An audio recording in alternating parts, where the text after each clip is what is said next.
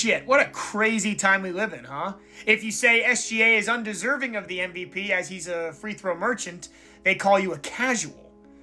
But if you say SGA does deserve the MVP, they call you soft. Not exactly dealer's choice, as your opinion on the NBA MVP now determines your status as a man.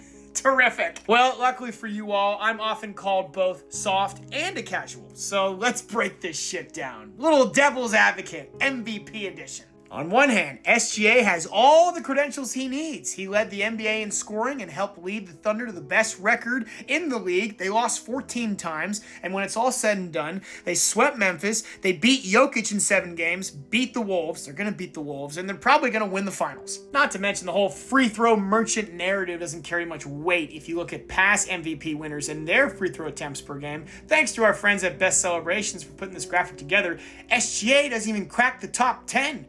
I mean, have you ever called Kobe Bryant a free throw merchant? Or LeBron? I have never heard anyone accuse Kevin Durant of being a free throw merchant. I mean, he's lucrative as hell up there at number 8. Speaking of lucrative, Shaq at 2? He's a free throw thief. By the way, I am not calling you a casual if you didn't know this information. I didn't know this information beforehand.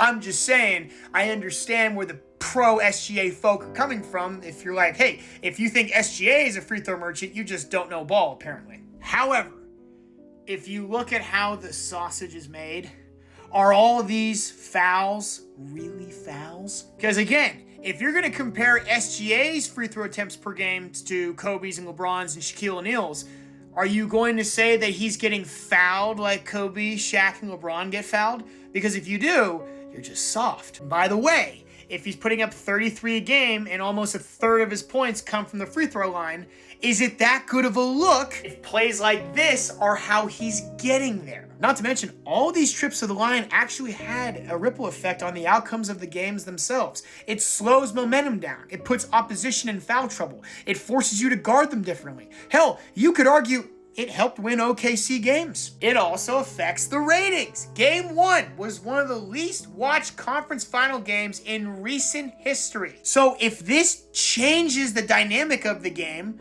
does it also discredit the game? Does this make the game look softer? So what will it be? Do you think he deserves the MVP or not? Are you a casual or are you soft? Or are you like me, who's often called both? Yeah, true story.